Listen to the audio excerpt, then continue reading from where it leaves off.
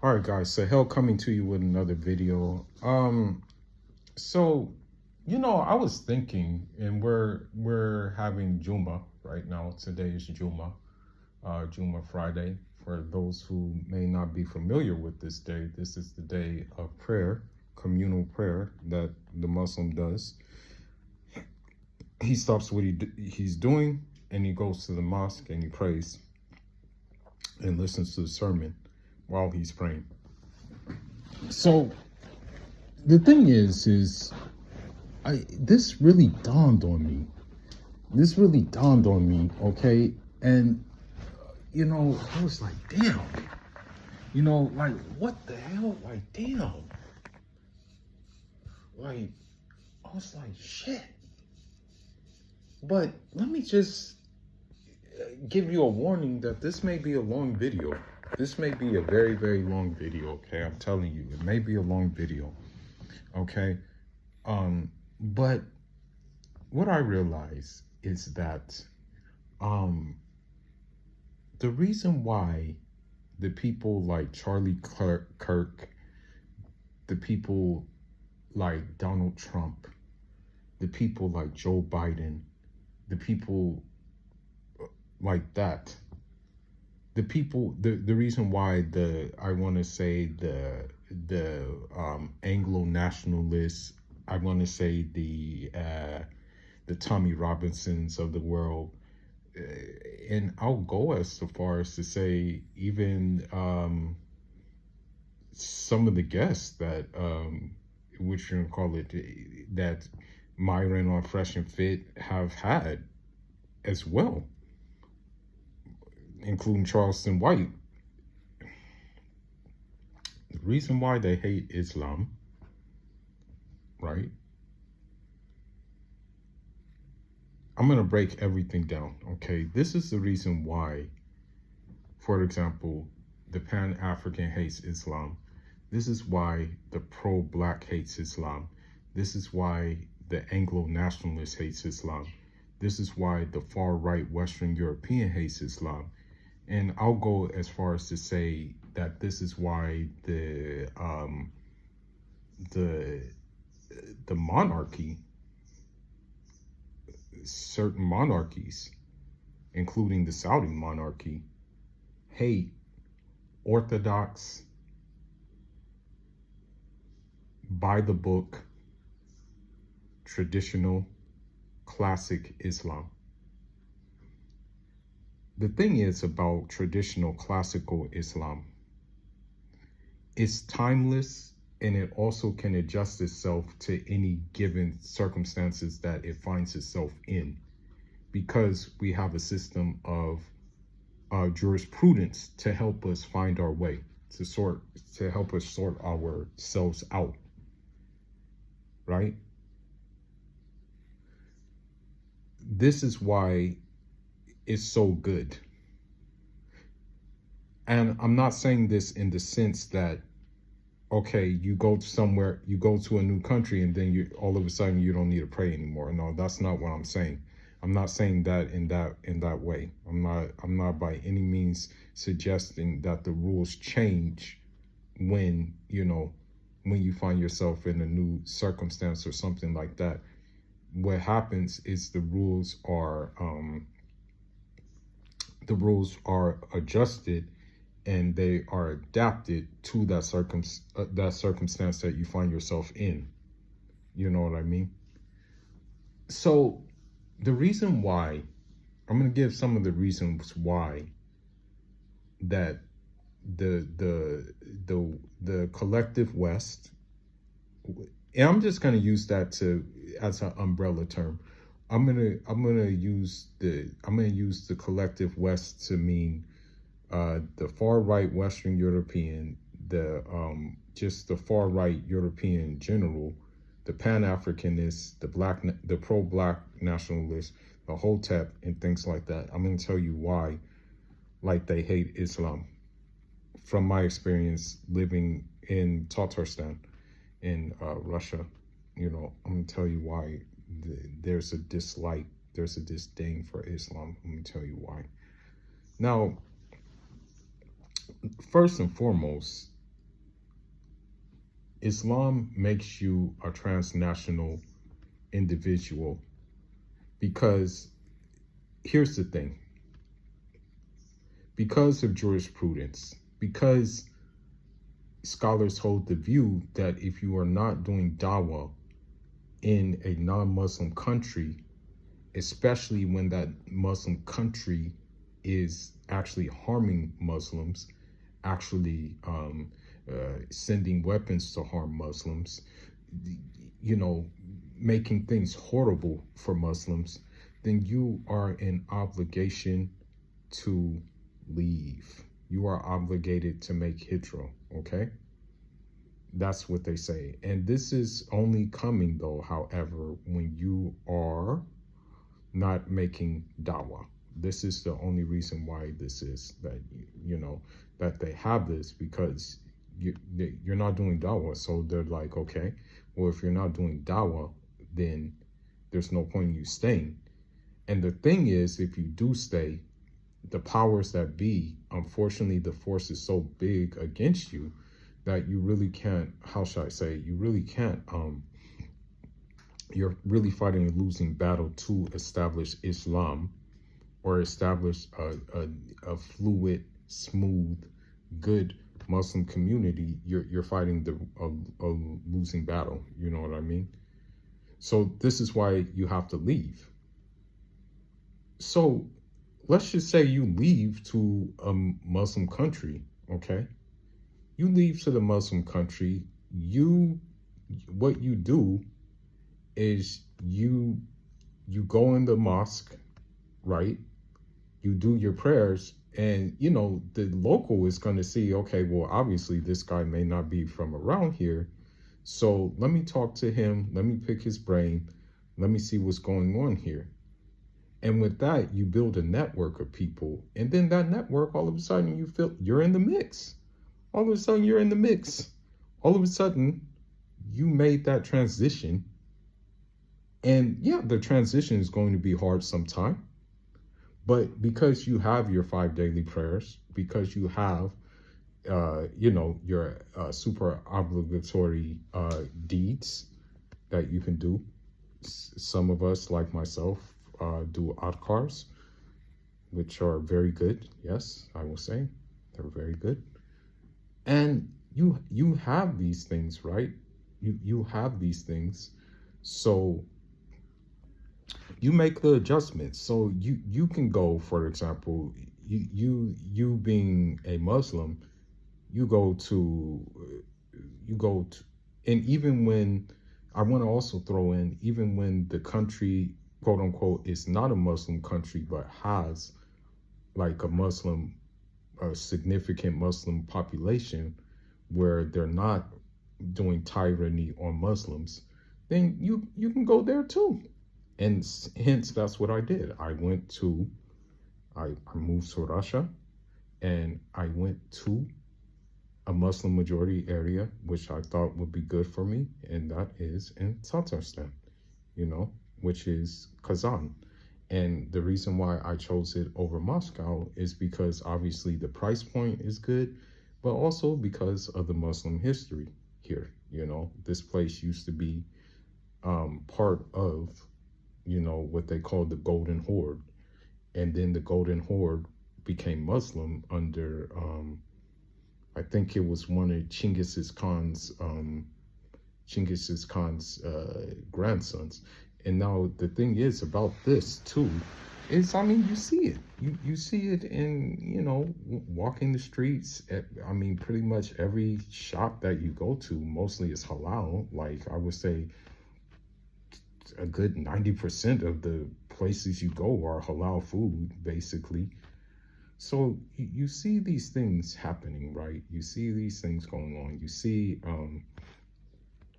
see this, and then you fit right in the mix. And me being dark as midnight, despite me being dark as midnight, I got in the mix, and I'm furthermore getting into the mix to the point where I'm not going to rest until my Sahel group is established here, because of the simple fact that the opportunity for halal industry is here, and the opportunity for tech is here.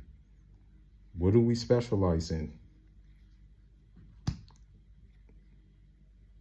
halal cows and things of that nature, and me doing my due diligence to develop technical skills in IT and whatnot, this is something that is here.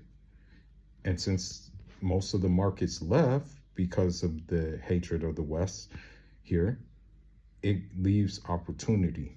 Okay. It's like the time where Abdul Rahman ibn Auf, Rahmatullah alayh, radiyallahu an, when he got to Medina, right? One of the Ansars said, I'm married. I think he had 4 women. I don't know if he had 4. Maybe he had 2 or 3. I forgot. But he said, he said that, you know, basically you can take what you need until you can get on your feet, right? But, you know, Abdul Rahman ibn Auf, radiyallahu an, he didn't do that. He said, just take me to the market, you know? And boom, he manifested his mogul ways. And that's what happened. So, for example, I'll use other examples. You know, me being part of the Qadri Murid Brotherhood, okay, a Sufi brotherhood. You'll find Murids everywhere. You'll find them in Kuwait. You'll find them in Spain. You'll find them in Italy. You'll find them in Gabon. You'll find them everywhere. But there's one common denominator amongst them: their adaptivity. Okay? So what happens is, for example, the Senegalese man, right? He goes to Morocco and he sets up shop there. He sets up shop to the point where Casablanca has a Senegalese quarters where he invites other Sahelians, be it Malians, be it Nigerians, be it whatever the case may be. And what happens? A community happens. They get respect, okay? And granted, you know, there is racism in Morocco. I'm not going to sit here and lie, but there's racism everywhere, okay? And most of it has to do to status more than anything else, you know, because unfortunately what they do is they look at, like when you look at,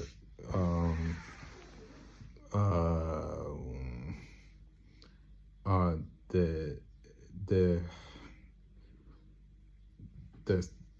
what they call, quote unquote, the sub-Saharan African, when you look at that, right, what the pictures unfortunately are not good, you know. It's just a guy who's crossing over to get to Europe for the most part. That's the image that's portrayed. But then, you know, the Senegalese man, he goes to Morocco, and you know, he's right in the mix, okay? He's a Tijani. So what does he do?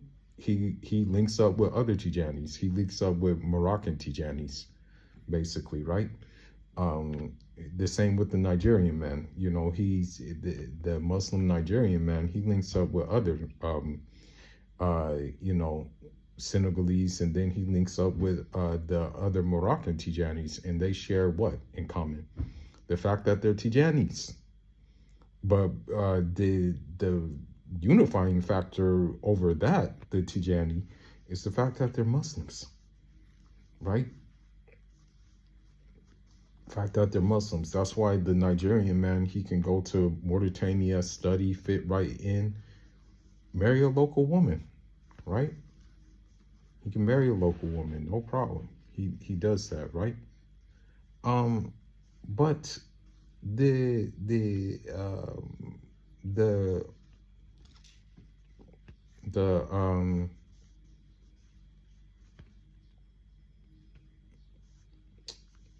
the Anglo can't really do that. The pro-black can't really do that. You know, the Pan-African really can't do that either. The far right Anglo can't do that. He can't do that because, one, their minds are already stuck in thinking in a certain way. You know, their minds are already thinking in a way that just says, hey, I'm way above you guys. Hey, my way is better than your way. Hey, my way, is this, that, and the fourth. Hence, like, for example, there was this one, I think it was like a 90-day fiance thing. I don't know if it was 90-day fiance. I forgot what it was. But it was like a 90-day, it was like a reality show where there was this one, I think it was a British white guy, or he could have been an American white guy. He went to Morocco, and there was he was looking for, and mind you, this is a non-Muslim man. So what happened was he was looking for a wife. Now, granted, he let me see. He knew that they were Muslim, and he wasn't willing to convert to Islam either. That's another thing in itself. And so what happened is that he was surprised that he had to, cover like the majority of the expenses. He was under the impression that it was going to be some kind of 50-50 thing. He didn't even know that there was a bride price as well, and so it just kind of led to, this kind of confusion that he couldn't really deal with, right? He was all over the place in that special, and I was like, wow, this is weird. Now, granted, I didn't watch the whole thing, but it was just weird to see it, and it's the same thing, for example, when the Pan-African or the quote-unquote pro-black goes to Africa too. What happens is that, say, for example, they go to the Gambia, or they go to a Muslim, like a country with a significant Muslim majority, such as Tanzania. So what happens is they go there, and then they're just like, they're taken back by the fact that their foolery and their buffoonery is not going to fly there.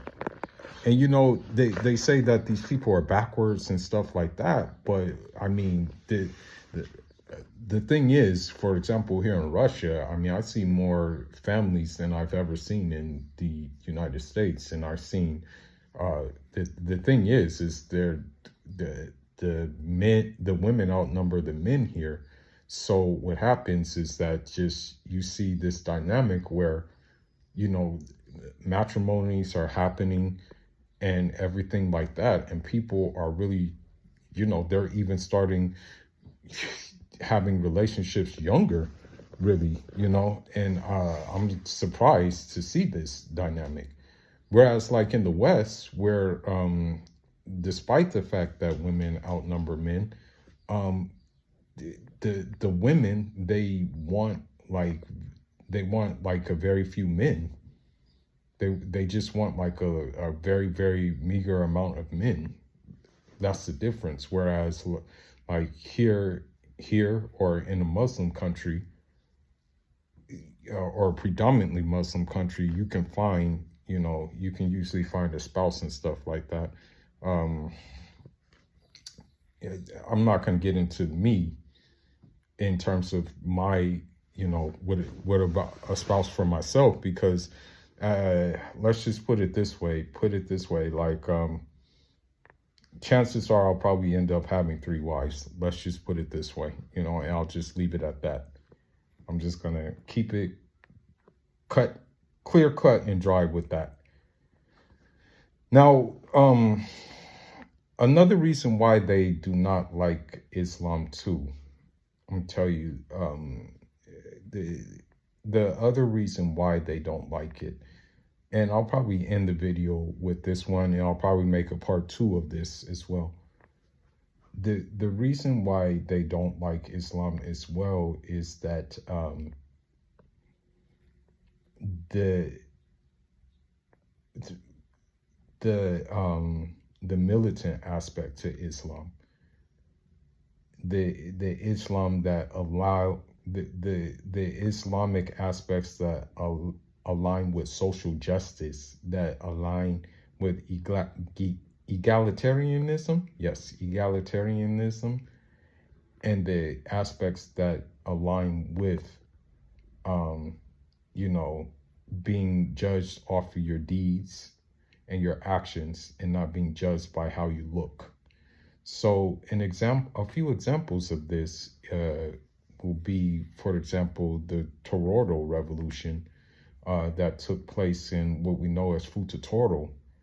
It was led by who I'm a descendant of, basically, Cherno Suleiman Bal, Rahimahullah, and it was led by Abdul Qadir Khan.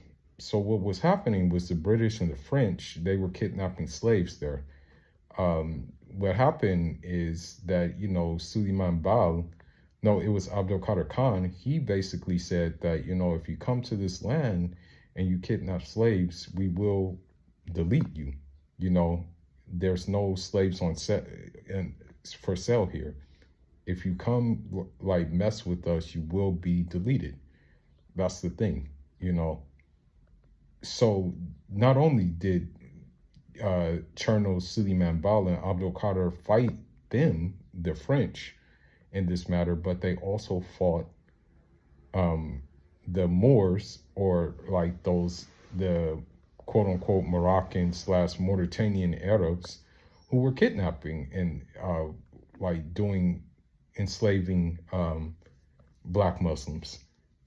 And so that's another reason why certain people don't like the Islam that occurs, the true Orthodox Islam, is because it does away with these color things, which entered Islam later, you know what I mean? And this is what happens. So this is another reason why they hate that aspect of the revolutionary Islam, the militant Islam, which exists in Orthodox Islam. Because, for example, and I'll probably end on this example, Muammar Gaddafi, Rahimahullah, Muammar Gaddafi, or I'll end on this example and the next one. Muammar Gaddafi, Rahimahullah,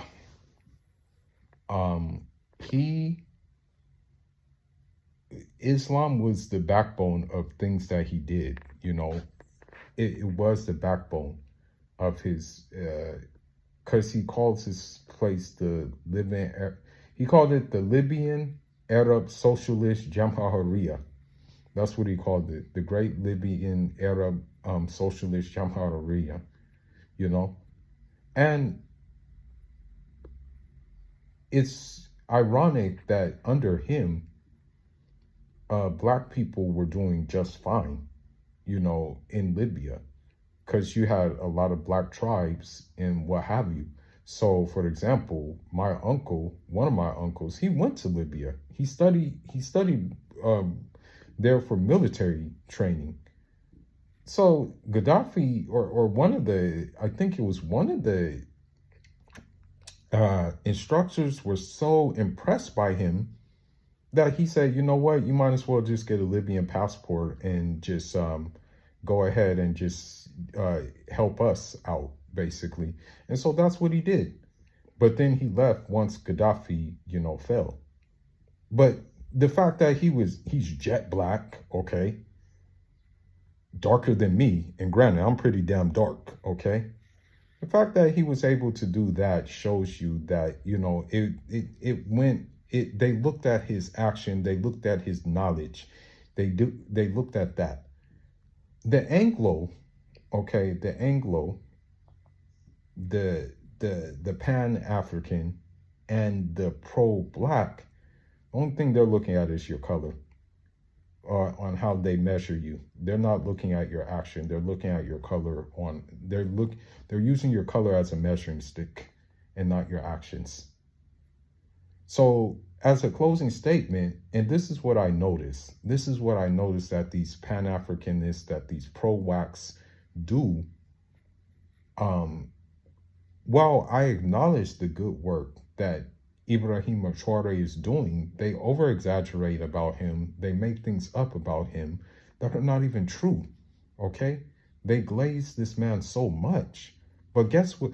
Guess what they leave out when we're talking about the AES? When we're talking about the AES, guess what they leave out?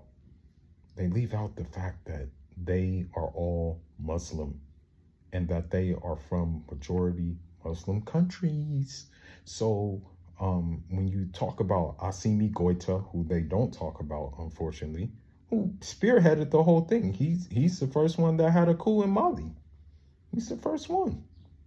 And then came Burkina Faso, and then came Niger. When they, you know, they don't talk about Assimi Goita, Muslim. They glaze Ibrahim Traore, Muslim. And then Abdul Rahman Tichani of Niger, Muslim. But they all leave this out. They just all leave it out. And I hate to say it, but when it comes down to it, because Gaddafi was, you know, his program was based on Islam. It wasn't based on anything else, because he was under the impression that basically communism didn't work, and just uncontrolled, unrestrained liberalism and capitalism didn't work. So he came up with a new program. So, I mean, when it comes to the Alliance of the Sahel, this is very much part of the program. Islam is very much part of the program. Okay? And Islam encourages self-development. It encourages higher learning. It encourages all of that.